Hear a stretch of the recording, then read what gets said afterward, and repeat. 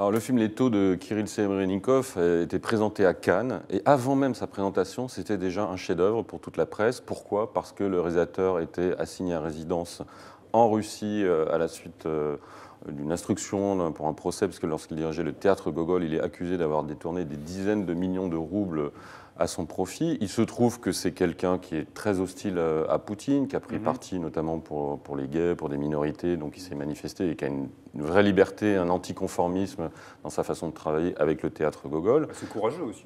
Et assez courageux, bien entendu, non, ça, évidemment. Mais donc, le film, avant même d'être montré à Cannes, devant une salle où il manquait un seul siège était vide, le sien, pour bien montrer qu'il avait été interdit de venir, était déjà encensé, et quand il est sorti, évidemment, tout le monde s'est extasié, et aujourd'hui, la presse à nouveau s'extasie pour des mauvaises raisons, pour des raisons purement politiques, parce que, effectivement, Serebrennikov est considéré comme une victime du système autoritaire russe de Vladimir Poutine, et que son film qui parle de la naissance du rock underground de Leningrad dans les années 80 montre évidemment des jeunes gens qui se rebellent contre un pouvoir autoritaire qui est celui de Brejnev à l'époque, qui les empêche d'exprimer leur pensée, leur liberté, leur envie de liberté, et surtout leur envie de copier le modèle occidental. Et c'est bien le reproche qu'on peut faire, à mon avis, à ce film, de s'adresser prioritairement au public occidental, en édulcorant d'ailleurs la réalité à certains points, et qui n'est vu que comme un pamphlet politique. J'ai même lu dans la presse un journal disant que le système autoritaire russe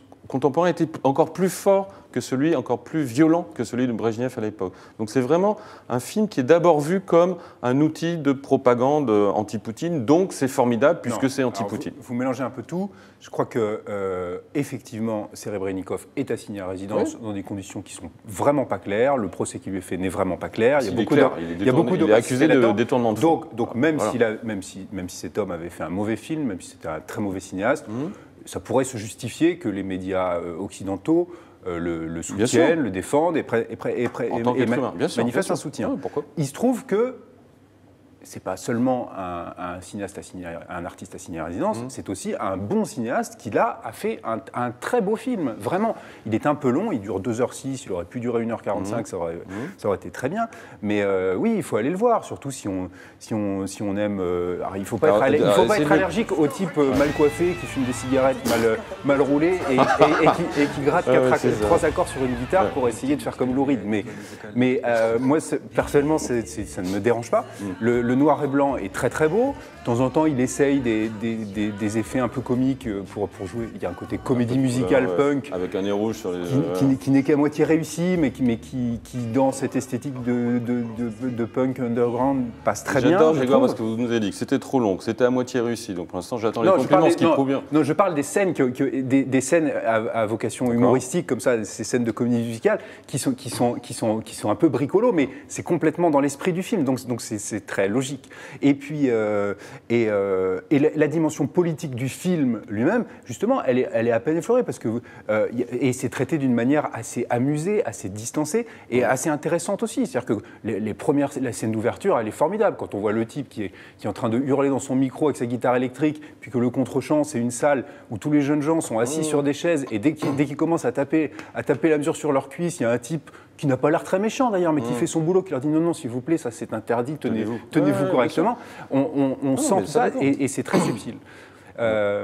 Donc il y a cet aspect un peu documentaire comme ça, qui est très bien, avec des types qui effectivement sont pétris d'admiration pour Lou Reed. Mais Grégoire, je pense que si ce film se passait en Europe occidentale, vous ne lui trouveriez pas autant de qualité, parce que l'histoire de ce film, c'est une histoire qu'on a vue 1000 fois, mais même dans Bohemian Rhapsody, sur le groupe Queen, sur Freddie Mercury, c'est-à-dire il y a un groupe de rock qui existe, avec un leader qui est avec une nana, et puis il découvre un jeune qui est plus jeune que lui, il sent qu'il y a du talent chez lui, et il va y avoir une histoire, la Jules et Jim, entre le couple à trois, etc. Qui est très subtil, qui est très délicat. Mais oui, mais ça, c'est pas du rock, c'est du romantisme. Très vite, ça bascule dans une espèce d'histoire sentimentale, de créativité, de difficulté de créer, de recopier, d'écouter des disques en cachette qui viennent du monde occidental et essayer de faire la même chose, ou au contraire pas la même chose. Mais cette histoire, je veux dire, le scénario, on l'a vu 1000 fois dans les biopics musicaux, c'est la même histoire. Sauf que comme c'est Alors, ça a la vertu de nous montrer ce qu'était un peu la scène rock russe des années 80, avec beaucoup d'omissions d'ailleurs, par exemple, le leader du groupe Aquarium qu'on voit vaguement, qui est quand même le mentor de Viktor Tsoi, qui est ce chanteur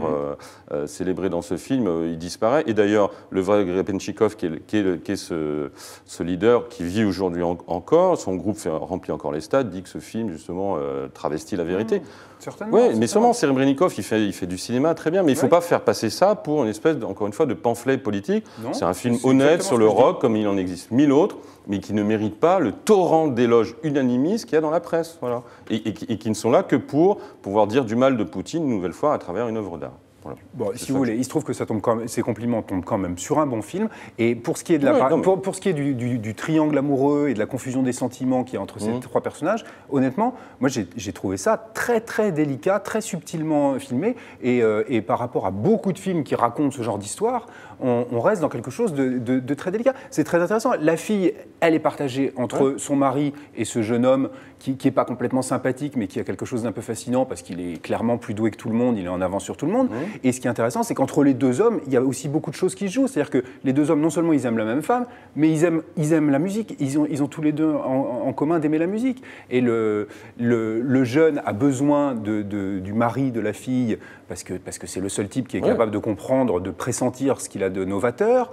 L'autre est en admiration quand même, un peu jaloux du talent du jeune homme et se débrouille pour le faire enregistrer alors même que le type est en train de draguer sa femme. Enfin, et tout ça est très délicat, très subtil. Vraiment, il y a des très très belles scènes. Le noir et blanc est très beau.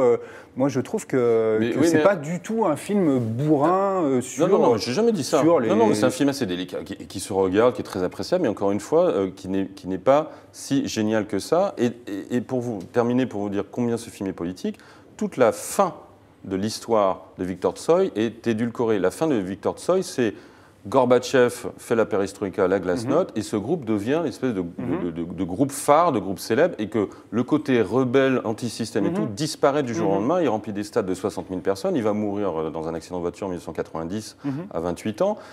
Donc il y a une sorte de réécriture de l'histoire aujourd'hui, encore une fois, à la lumière de ce qui se passe dans la Russie autoritaire de Poutine. On se dit que ça, c'est très bien pour raconter aujourd'hui. Et donc, on édulcore le fait que ce groupe de rock, comme la plupart des groupes de rock, au début sont très rebelles, très anti-système, et finalement, ils finissent par rentrer dans le rang, et le système finit par les avaler et se servir d'eux. Et donc, cette histoire, encore une fois, elle est ultra connue. Si vous voulez, ça se concentre sur la genèse de ce groupe, et encore une fois, avec beaucoup de choses très, très intéressantes sur la manière dont il faut, par exemple, faire viser ses textes par la censure, qui est incarnée par une grosse dame très gentille, avant de pouvoir se produire sur scène. Le seul truc qu'elle trouve, c'est dire, bon, d'accord, on va vous présenter comme des chanteurs humoristiques, ce qui vexe un peu le louride local. C'est pas passé ça avec les Rolling Stones ou les Beatles dans les années 60 certainement,